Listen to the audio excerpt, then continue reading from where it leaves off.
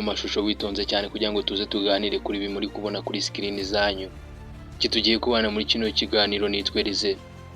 Uyu nguyu muri kubona kuri screen nitwa Alual June Tiger Shirofu. Uyu nguyu Tiger Shirofu hajya hakwirakwira amashusho ku mbuga nkoranyambaga bivuga ko yitabye Imana. Ubundi uyu muhungu wa Jackie Shroff akaba ari umustar cyane muri filime z'Abahinde cyangwa se muri Bollywood.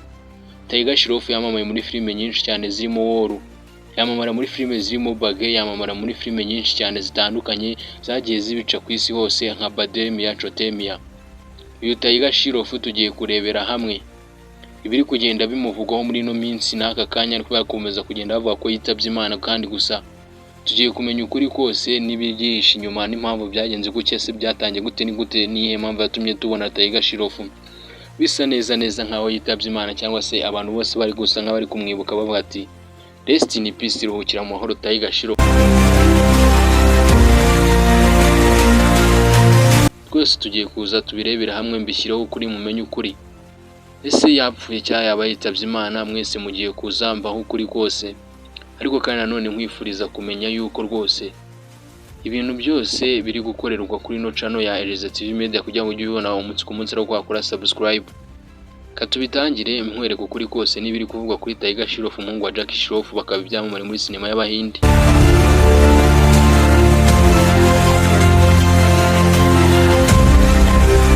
Ndagira ngo mpere kuri ano mashusho ariyo nshyiraho umucyo yakomeje kugenda avuga ku isi, ariko kandi nanone bigakomeza kugenda ibibazo bikomeye cyane.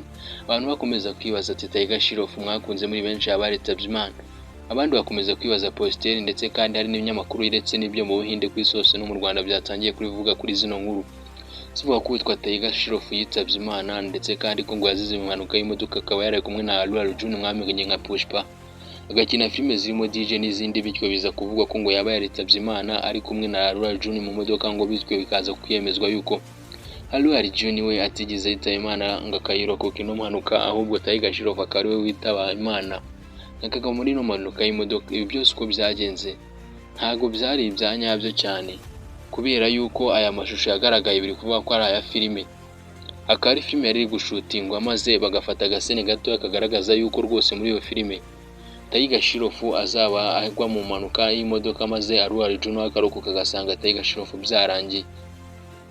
Byagenze bite se ngo ino scene ijya hagaragara kugeza ubwo iteye abantu bose umutima n'agahinda, kugeza ubwo rwose buri muntu wese akomeje kuvuga ati twabihirwa cyane, ndetse ntabwo twaziyakira ko Tiger Shroff yavuye muri ibi bintu. Ubundi Tiger Shroff yamamaye ku izina nka Ronnie, ariryo tugiye no kwifashisha muri kino kiganiro. Ese aya mashusho yakwirakwijwe gute, nande, bigenze bite, kuki yafashwe mu buhe buryo, bigenze bite, uwayakwirakwije se we yafatiwe ibihe bihano? Ibi byose tugiye komeza tubisobanukirwa muri kino kiganiro kigufi cyane.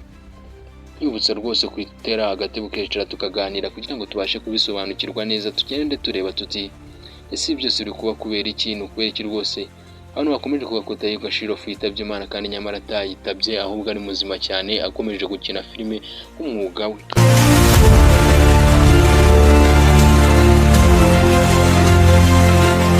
Ibi byose byatangiriye kuri shoot ya filime, ubwo bari kuri set nyine bashutinga ino scene ya muri filime itarengeje n'amasegonda 5. Yari scene ipanzwe yuko Tiger Shroff ndetse na Alual June bazakora impanuka mu modoka, hanyuma bamara gukora impanuka mu modoka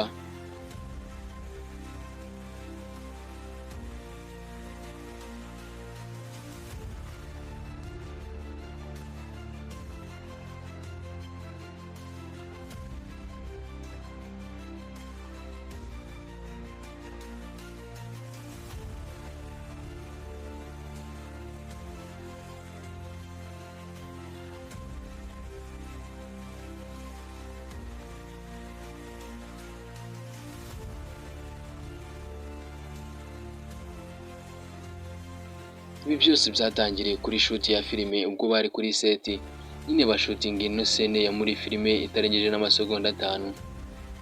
Yari scene ipanzwe yuko Tiger Shroff ndetse na Alual June bazakora impanuka mu modoka, hanyuma bamara gukora impanuka mu modoka Tiger Shroff agahita yitaba Imana, bigahita bitangazwa kubwo ubuzima bwe buhagarikiye aho ngaho. Hanyuma rero umwe mu bari kuri set bafata video niwe waje guhita kamera aka video, arangije arakeditinga neza, barangije agashyira ku mbuga ze nkoranyambaga yandikaho ngo rest in peace Tiger Shroff. maze ino video nayo ihita yamamara cyane igera kure cyane yuko rwose yanagaragazaga uko byagenze. Gusa nubwo yabishyizeho gutya ntabwo byari ibyanyabyo, ibyo byaje no gutuma bahita bashwana muri seti, ndetse kandi biza no gutuma ahita yirukanwa avanwa muri timu y'abari kwita kuri ino filime.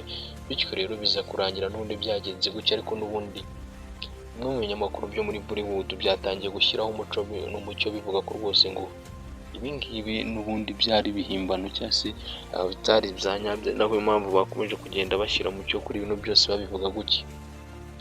Icyo nagushishikariza rero ni ukuzajya wirinda guhita ukurikira ibintu byose ubonye gutya, cyane yuko hari n'abanyarwanda nabo bari bamaze gukora inkuru bavuga ngo Tiger Shroff yitabye Imana batabanje kureba ngo byagenze bite cyangwa inzira byaciyemo, hanyuma ubwo ni uko byaje kurangira. Ubwo rero abajye babanza bitonde, bamenye nk'amakuru, bamenye ngo buri kimwe cyose byagenze bite, abantu bose ntibagahite bahubuka mu bintu nk'ibyo ngibyo. Hanyuma ariko nanone nubwo bimeze gutyo, ntabwo ari Tiger Shroff wenyine, hari abandi bantu benshi cyane batandukanye mwagiye mubona nabo bari barakomeje kugenda nyine batangazwa ko nabo bitabye Imana kandi batapfuye. Ibyo nyine nibyo byaje gutuma havamo ibibazo bitandukanye, ariko nyine ubwo ngubwo abari skamara ndetse banabeshya. Icyo usabwa weho ni ukuzajya ubanza kwitondera ibintu ndetse ukanabikurikira, ubwo kandi nanone nkwibutsa gukora subscribe kuri TV Media, jya ukugezaho kino kiganiro. Nitwa Rizeye, mugire byiza kandi Imana ibarinde. Ciao ciao, duhure no mu zindi video zacu zitaha ndetse n'izindi zose zikurikira. Ciao ciao.